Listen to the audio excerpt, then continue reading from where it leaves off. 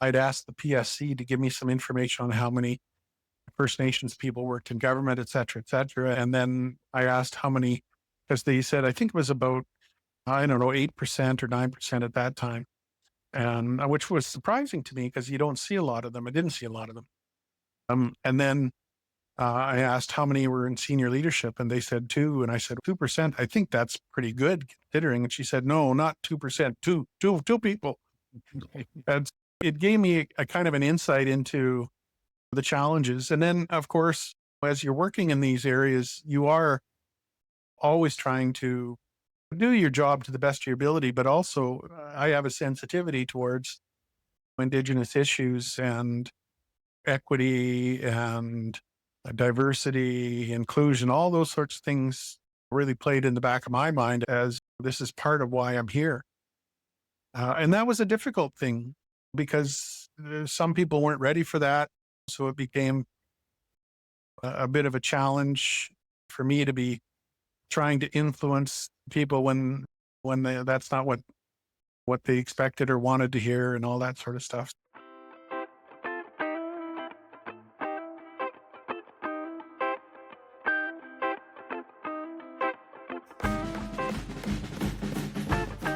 When I think back to my personal journey when it comes to Indigenous education, people, and history, admittedly super ignorant when I began. And I think back to my own education and how little we were ever taught about First Nations people, their story, never even knew about residential schools until I was an adult, which is shameful.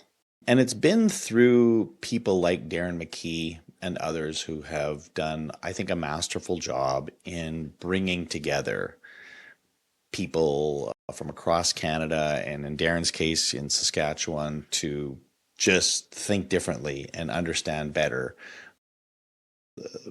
the role of Indigenous people in Canada for sure, and in our communities. And so today's conversation with Darren is, I just feel better about my own ignorance lessening as a result of my time spent with these people. And I've been blessed to have a lot of Indigenous people in my life help me in my own journey. And Darren actually talks about the difference between a sort of a professional and a personal experience when it comes to changing this. And I think he has a very fascinating take on that, as well as many other things. And Darren continues to be a big-time leader in our province, right now serving as the executive director of the Saskatchewan School Boards Association, but previously a tenure with the Ministry of Education and being involved as director and superintendent and a classroom teacher in this province.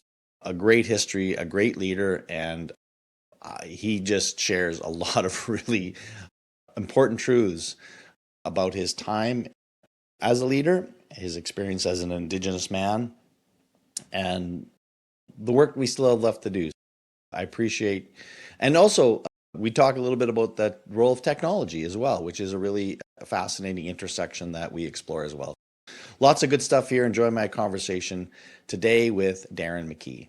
Darren, give me a little sense. Today, you come to me from Treaty 4 land and looking after things for the Saskatchewan School Boards out of Regina, but I'd love to know more about like how you got there. How did you get to be the executive director for the Saskatchewan School Boards Association? Yeah. It's an interesting story. I feel a little bit like Forrest Gump sometimes when people ask me that question. Being in the right place at the right time is probably the best way to describe it. But I grew up in rural Saskatchewan, of course, and went to school and university here in Saskatchewan. And I don't know that I certainly didn't set out to be a teacher. That's number one thing. And I don't know that oftentimes in high school, and I don't know if you were the same, Dean, in terms of not really having a deep plan. The only deep plan I really had was wanted to get out of the small town Saskatchewan that I was in and discover a little more opportunities. And I think that was it. It wasn't until I actually had an opportunity to do some substitute teaching in a classroom because I had some university that I actually started to appreciate and understand the role of education and the gift of education, both as a student, but as a teacher. My experience in school wasn't great. as an Indigenous person in rural Saskatchewan, you can imagine some of the challenges there. Yeah. And so I wasn't the least bit interested in going back to school, but circumstances as sometimes happen, and I went back to school, and eventually did go back and finish an education degree and set out on that road, a teacher, understanding the opportunities that exist. My wife is a teacher as well, so we began teaching together, if you will.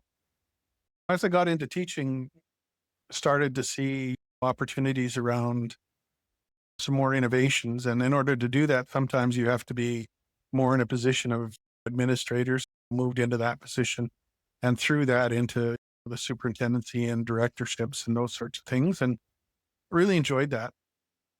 But also then started to work more broadly and provincially. And eventually that led to an opportunity to work within the ministry. So I started there as a superintendent, then soon became director, executive director, and for my last 5 years in the ministry, the assistant deputy minister. And those things, for me, um, it was more about hard work and leadership than anything. And I understood part of the challenge, particularly being an Indigenous person in those roles, that it was really difficult, and I can talk about it now. I don't know if I could have talked about it 5 or even 10 or 5 years ago even. The challenges of working within a solely Western sort of context with almost no Indigenous people at senior leadership positions. I know I remember I laughed the one time I was probably in my position for about a year, and I'd asked the PSC to give me some information on how many First Nations people worked in government, et cetera, et cetera. And then I asked how many, because they said, I think it was about, I don't know, 8% or 9% at that time. And which was surprising to me because you don't see a lot of them. I didn't see a lot of them. And then I asked how many were in senior leadership, and they said 2. And I said, 2%, I think that's pretty good considering. And she said, no, not 2%, two people. And it gave me a kind of an insight into the challenges. And then, of course, as you're working in these areas, you are always trying to do your job to the best of your ability, but also I have a sensitivity towards Indigenous issues and equity and diversity, inclusion, all those sorts of things really played in the back of my mind as this is part of why I'm here. And that was a difficult thing because some people weren't ready for that. So it became a bit of a challenge for me to be trying to influence people when that's not what they expected or wanted to hear and all that sort of stuff. So it's a bit of a challenge getting into those roles and positions. And as you get into leadership, you have more responsibility and more management in terms of individuals, and dealing with people has always been, I think, probably the most challenging part of the job. And I think that's with any job because people are diverse. They have different views and opinions. And so I think that's how I got to that position. And then once I was there for 5 years, I got a phone call from the School Boards Association asking if I'd be interested in being the CEO over there. So I said, okay, sure. And I've been there for the last 14 years almost. Well, and I wonder, given you and I are of a certain vintage, when you, that's a polite way of saying old. Yeah. But Sorry. Saying we're getting old, Dean, I know. That's right.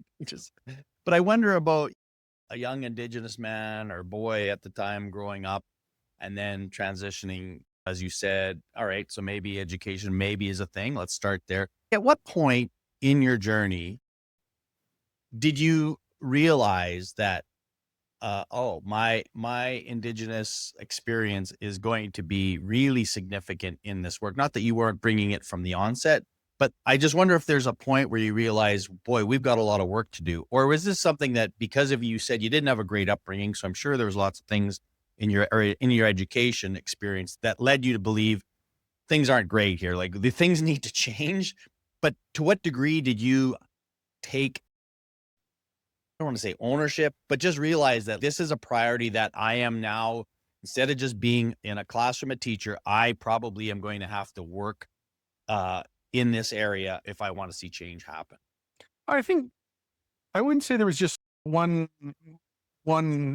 specific time when a light bulb came on. I think that there were various sort of pieces, and maybe you've experienced this in your life as well. There are various times when there's an opportunity presented to you, and you either have the courage to take it on or you don't. And I think my experience, I think in school, first of all, grounded me really well. I learned at a very early age, where were the safe rooms and safe places and safe people to talk to. Like, you learn that very early on as an Indigenous person working or living and growing up in a primarily non-Indigenous world. And you carry that with you. I think that's number one. Number two, as I went to university, you begin to discover that education at all, and I knew this because I spent a lot of time in libraries and those sorts of things, trying to, I wouldn't say escape, but find comfort outside of what I knew as the norm in the world I lived in, and became a big reader. But then once I got to university, you begin to discover that there are other Indigenous people in the world, and the world becomes much smaller when you start to get into higher levels of education. And so I think the second piece of this was being able to recognize at the university level that I could be a leader in some of these areas. I was a president of the Indigenous Students Council at the U of S. I graduated as the valedictorian of the College of Education, as the first Indigenous person to do so. That was all because I recognized the opportunities that, in a sense, there was almost a bit of a vacuum around Indigenous people and leadership, particularly in non-Indigenous organizations and the universities, right? First Nations people were starting to go to university in more numbers, and but starting to influence and have more impact, if you will, in areas of higher learning. And I saw the same thing when I went to schools and school divisions, whether it was my internship or right into teaching, that there was a bit of a vacuum there. And what was filling that vacuum was myths and misconceptions and biases. And you'd hear all these stories about how, as First Nations people, we didn't work, we didn't pay taxes, we didn't do this, we didn't do that. It was a very negative, deficit focused conversation. And as you look through the history books and the books that we used when we were in schools, was very much that portraying that sort of concept. And eventually you get into positions where you can say, no, that's not really what it's like. And you can start to describe from a personal experience, but also from a much more academic experience, that, that there is a different context that isn't simply what you hear around the dinner table sometimes, right? Yeah, no question. And again, I can appreciate that none of this happens usually one thing. It's just a building and building of it. And I wonder too, because I had Dr. Brad Baker from British Columbia on my show. You may know him a number of weeks back. And he talked about, as being an Indigenous kid growing up, he's again our age, saying, we talked about his father, who was a product of residential schools, and his experience was horrific. And then Brad said, my experience was better, but still not great. And then his kid's experience is better, not perfect, but he could see the generational improvement of the experience for Indigenous, especially as we're talking about kids and learners. Yeah. And I don't know if you can relate to that. I didn't even ask if you had kids or if that's, but just whatever, that generation of being able to see the changes over time and the experiences for kids being hopefully better. Yeah, I think so. I think I would describe a similar sort of context to Brad, in terms of he was likely one of the first people in his family to go on to higher education. It's similar with me, and I'm the first in our family to go on to higher education. And it wasn't easy. When I talk about the challenges of being in school, my grandparents were in residential school as well. My mom went to public school, but her experience wasn't great. Mine was better, I think, than hers, but it still wasn't great. My daughter's was better, but she also experienced some of the same similar things, but I think we're constantly getting better. And I think, again, I always go back to my good friend, the late Justice Sinclair, who talked about education got us into this and education will get us out. It's really true when you start to think about, I think about kids all the way from kindergarten to grade 12 who are experiencing a different relationship with Indigenous people than their parents. And that's a different relationship than our grandparents experienced. And so as we mature in these relationships and begin to understand that there's a different story to be told, I think the relationships are better. And I think kids today have a better relationship. There's still, as I said, there's still challenges. I have 3 daughters, and I always thinking about it in a baseball context. They're women, so that's strike one against them in terms of society, trying to maintain equity and strength from a woman's perspective. A second thing is they're Indigenous, which is strike two.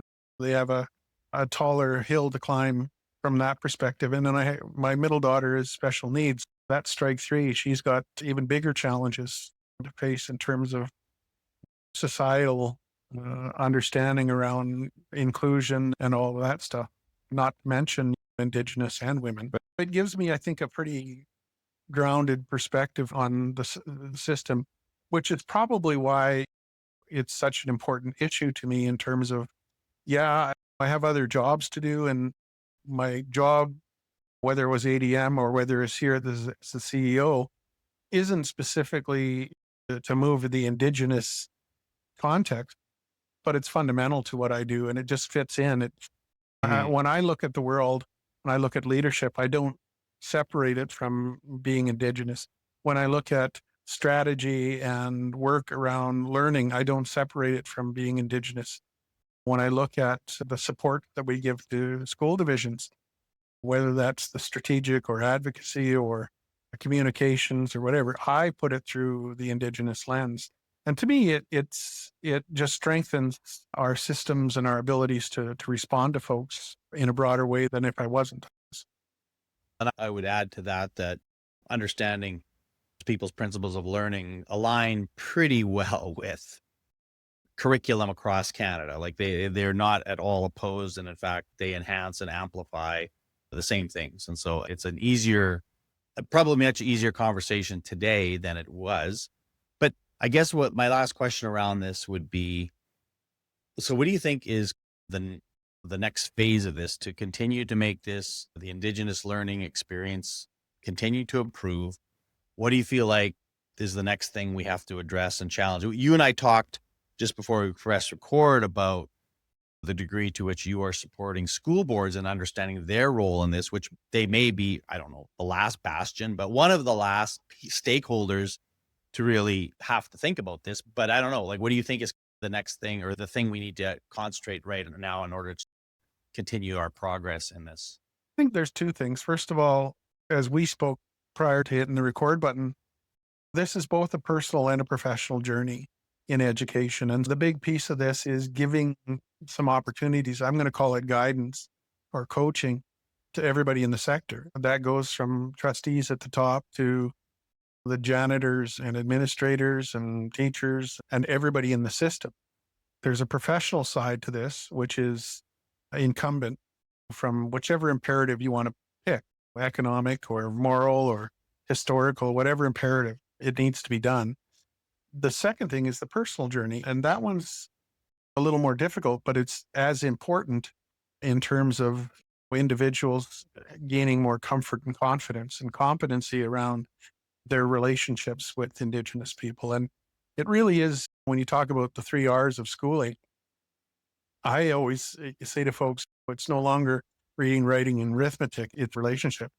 The other things will come, but until we get a deep understanding of relationship, and that's good for everybody. It's not just good, you think, right, from an Indigenous perspective, newcomers, the diversity that we find in schools today. So that's number one.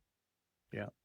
Number two is, I think we have some real work to do in terms of ensuring that our leaders in government understand across the country that this doesn't take away from, that this isn't an either or conversation, that this is an and conversation, because I think sometimes, and we've found it not only here in our province, but across the country, that as governments look at more fiscal, I guess, fiscal conservatism, that it's easy to start to slide back on some of these issues and understandings around, what I'll call the social side of education, not so much just the academic side, right?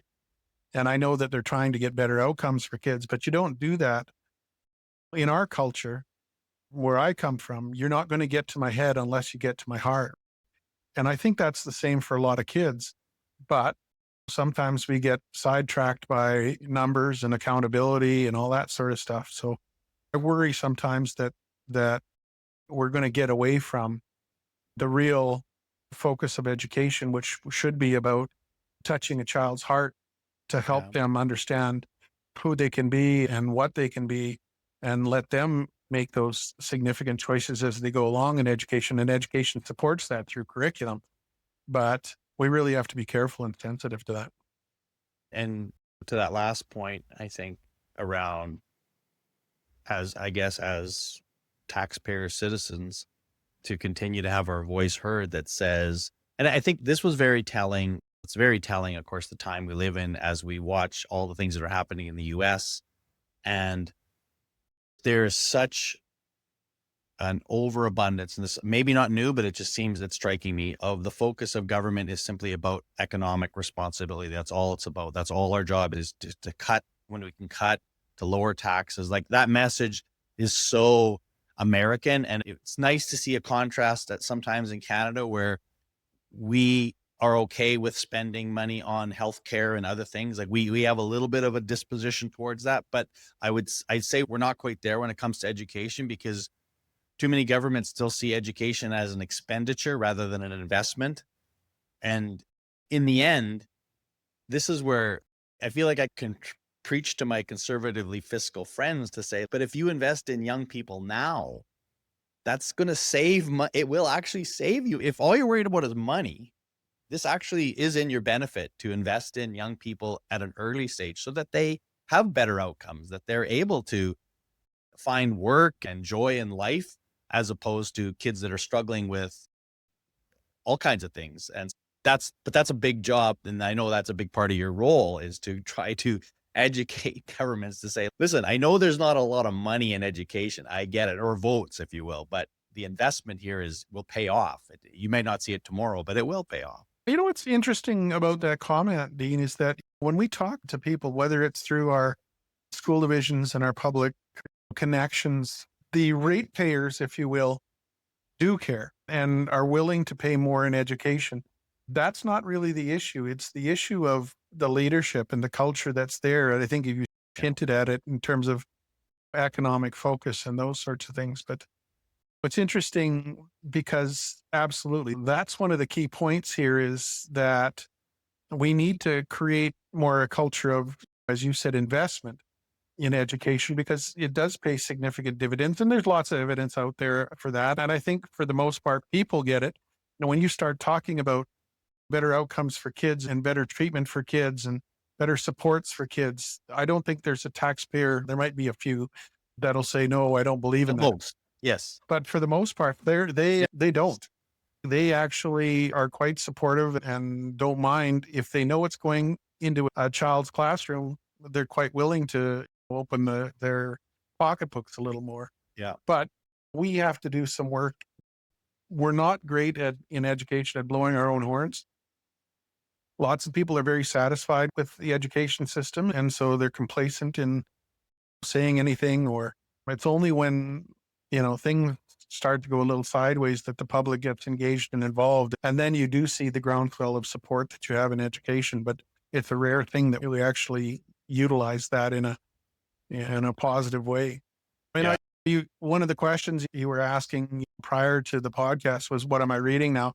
I read just a couple of books. One's called Dark Money, and the other one is called The Wolf at the Schoolhouse Door. And both of those are referring back to what you're saying was happening in the United States. And I really encourage folks to have a look at those books. It gives you a really good sense of, because it's happening here. And you said maybe it's not that big a deal here yet, but I'll tell you, it very much is in terms of what we have to deal with at a board level in terms of folks trying to push their very right-wing values on the public school system. And I constantly say, we're not debating about inclusion anymore, folks. This is the law and this is the foundation of public education, and we're going to do it. But it continues to be a challenge, and it seems to be getting more and more legs in this sort of context of a divisive country and issue.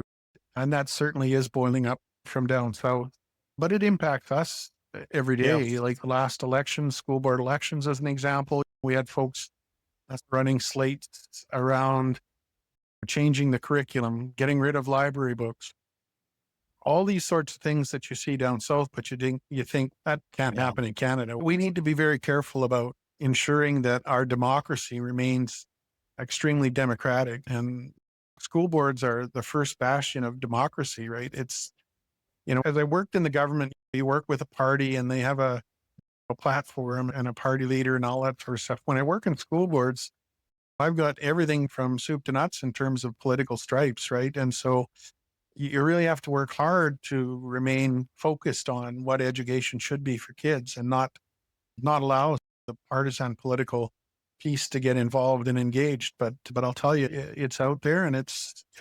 an issue.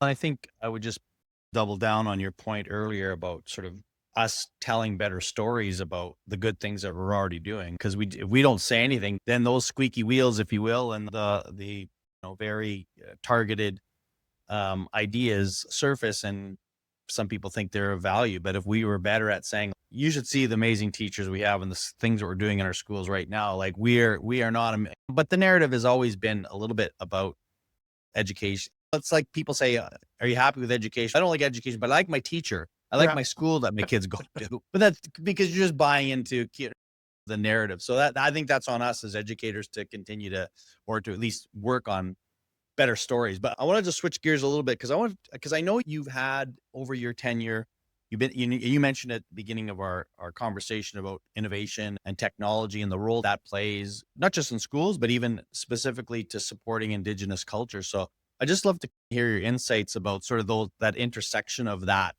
in your role, not just in your role now, but just generally speaking, the way you have seen that maybe played out, maybe the way it should, or maybe the way it could have if had things been done differently. But yeah, just curious about technology and indigenous cultures.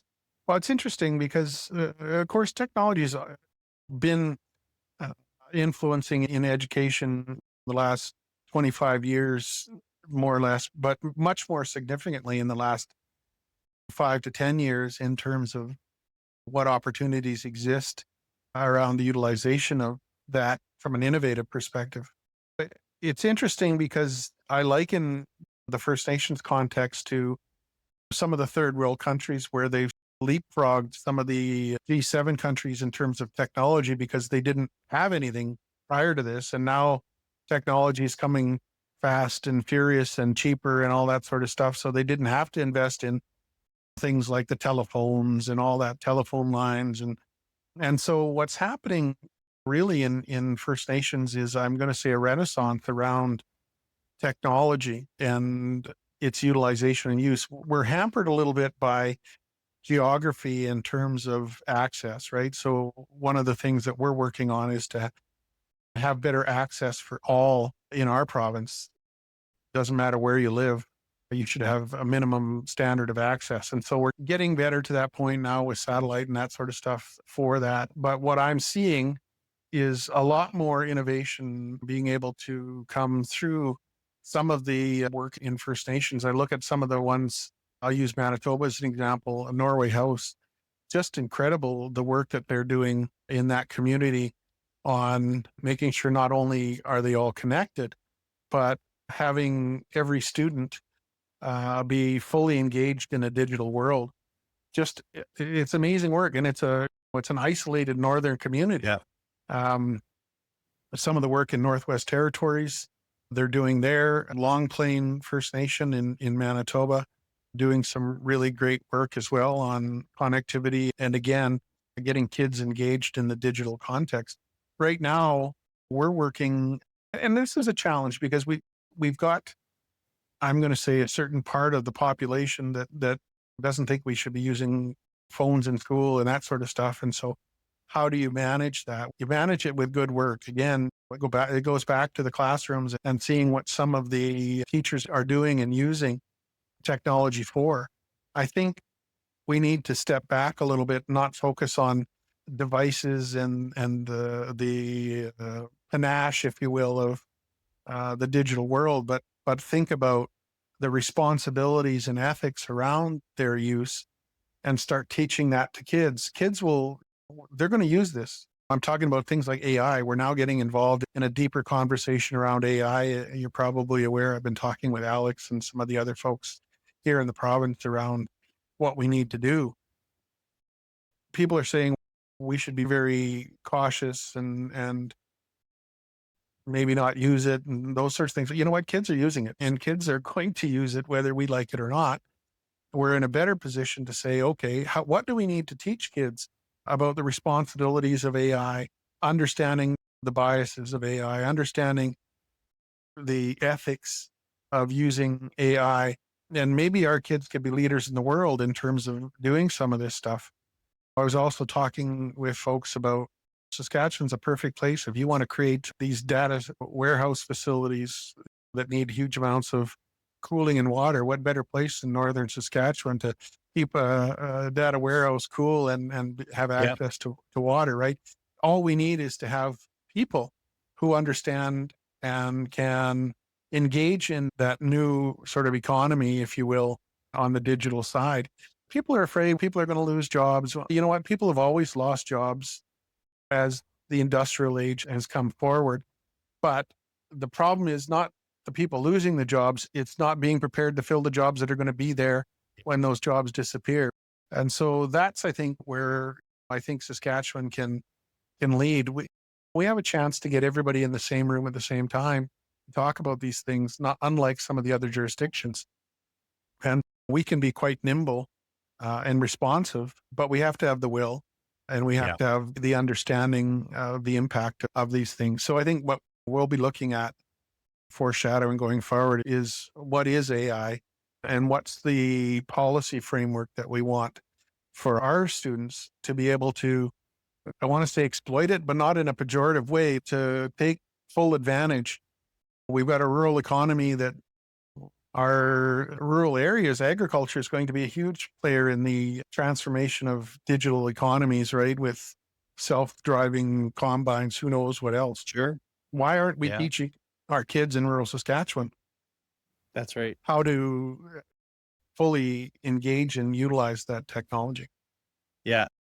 I was getting very excited as you're speaking because you're speaking my language. So all the work I've done in AI has been really around trying to get people to think. First thing we have to be is teach about AI, and then there's the teach with AI. And the teach about AI is the breaking down of all of the opportunities, but all the risks. And what does that mean? What are the implications? And they're hard questions. They're personal kinds of questions. They're ethical questions that people will see differently. Again, back to your other framing of relationships, that you can have those rich conversations with in scenarios where you've created an environment where that's the conversation to have. And I always tell it's like a tornado's coming and the people that saying, I hate tornadoes, they're bad. Yeah, it's still coming. Right. You can hate it. That's okay. But you need to prepare for it because it will come and it will affect you in some way. And if you're not at least engaging in that, and then, I mean, I'm very curious as you talk about opportunities that we might have as a province. So think taking advantage of our land, taking advantage of our size, small size, like what are the things that we should double down on? I was just working with Olds College in Alberta with their agriculture department on the impact of AI on agriculture. And like you can imagine, it's significant. Like it is going to, and it already is, because agriculture is often an industry that embraces the technology. They're always looking for efficiencies and different ways of improving. So yeah, we've got some prime opportunities here. So it is a great chance for Saskatchewan in particular to figure this out. That said, I know that one of the challenges that Saskatchewan and some of the smaller school districts face is bandwidth and competing priorities. There's lots of things on your plate. So if you are a superintendent of, say, instruction in a smaller school division, you've got 5 things on your portfolio, of which AI might be one of them, maybe not, but it might be one of them. And so that's where, again, I'm pushing for a collective support, supporting one another. You don't have to do this alone, nor should you do this alone. There's opportunities to collaborate and connect with lots of smart people. You mentioned Alec Koros, basically a Canadian leader in this space. And so we have lots of people to be able to actually do, I think, really good work in this thing, but I think it has to get kickstarted in some way too. And I Well, think about it, Alec being such an academic, an intellectual leader in this, and yourself being attached to the classroom from a practical perspective in this. And I think what better place than Saskatchewan to lead is in this area. Again, opportunity. We've brought in now a couple of speakers, including Alec, to our board chairs in the, I guess, with the intention of moving fairly quickly forward on trying to, I guess, significantly introduce AI. I see some of the significant opportunities, having done some research on AI in the classroom and those sorts of things, from a classroom perspective in terms of how it's going to, in my mind, revolutionize the capacity for teachers, right? So much can be done that they're doing now that can be done very quickly with the use of AI to give them more opportunities for their craft to be done in the classroom, right? And that whole side of administration and thinking about some of the challenges around accountability and all that sort of stuff, that maybe AI can take on a much larger role and not have teachers have to spend such significant time and energy and effort on the administrative side of their classrooms. That's just one of the pieces. Never mind the opportunity for kids to begin more independent learning and learning that's tailored specifically to them based on their interaction with AI. And I get it that we need to be cautious about it. I'll be the first to tell folks that, but I'll also be the first to tell them cautious. You can't be afraid. You've got to have some significant, courageous leadership on this front, because our kids are going to be thrown into this. They already are from a global perspective, and better to prepare them from a foundational perspective around the responsibilities and ethics and understanding AI and what it is and what its biases and capacities are, as opposed to shutting the door on it and thinking that it's going to go away. yeah, no, that the cows are out of the barn for a while now. And so now it's a matter of, and again, we blew it with social media. We didn't do enough to help our kids navigate that. And I don't want the same thing to happen. I got 3 grandkids that I think about all the time in this space, in terms of this is their whole world. Like they won't know never know a time without AI. Yeah. So how do we at least get out in front of this and again, how do we elevate the humanity of our craft, of our time, to be even more important than it ever was before? If we thought relationships mattered tomorrow, the human connection is both more vulnerable and valuable right now than it ever has been. And so we've got to pay so close attention to that. But again, like I think about, you mentioned making administrative tasks easy, which is a kind of an entry point. But I also think about like sustainability and well-being when it comes to teachers. Yeah. I talked to a principal, I taught a grad class this fall at the U of R, and one of my students was a principal in a small high school or a small school, K-12 school in Saskatchewan. She said it saved her 2 hours a week in terms of communication. Absolutely. That's not trivial. No, you add that up, and that's probably just Wow. stepping into it, right? I really liken it, Dean, to the work I do on Indigenous education. It's not different in the sense that it's a big, hairy, what do they call those big BHAGs? Big, hairy, audacious goals. Yet it's really about just engaging people in the conversation more broadly to start gaining some understanding of the potential impact and opportunity that exists there. 100%. All right. One more sort of section. I've seen this. We did the Darren's story growing up. We did now the technology stuff. We're going to kind of piggyback a little bit back to the beginning. I want to ask you real quick, when you look back at your career now, and again, you and I both, we are thinking about retirement. We're maybe not quite there yet, but it is not a million miles off for sure. When you think about one highlight, all the work you did, like what is a highlight of your career that comes to mind? You think of, I'll always remember that. Oh, it's tough because I've had some really good memories with respect to my career, but I think one of the most proud moments, I think, was when I was working with government and we were able to introduce teaching treaties in the classroom for the first time in Saskatchewan.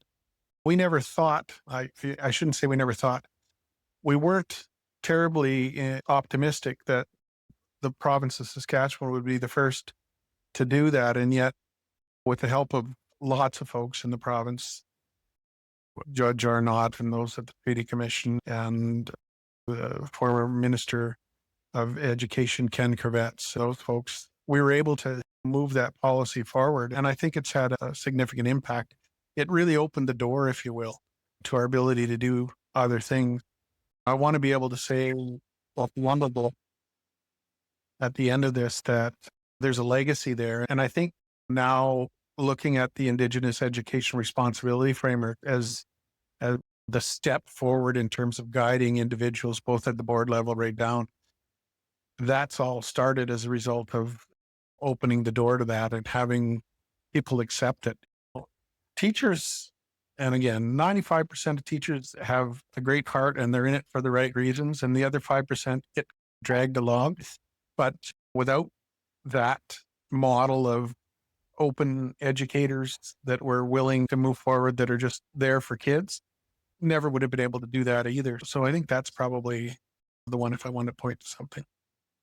So that's a pretty important one to be able to hang your hat on for sure. Let me ask you, name one person that you're really grateful for when you think about from in your educational journey specific. You mentioned Murray Sinclair as somebody, obviously a big influence on you, but anybody else that you would point out and say, that person, I'm really grateful for that person and the role they played. Could be somebody relatively, again, recent, older, whatever, however you want to frame it. Yeah, I think as I thought about this, because prior to coming on, I had thought, who would that be? It'd probably be the late Simon and Alma Kaitwihat, elders from Makwasagayan First Nation, who I had the opportunity to spend a great deal of time with, and really gave me such a deep understanding of what my role was, what I needed to do, the advice, how I needed to go about my business in terms of doing this, understanding that not everybody was going to be accepting of the message and all that sort of stuff.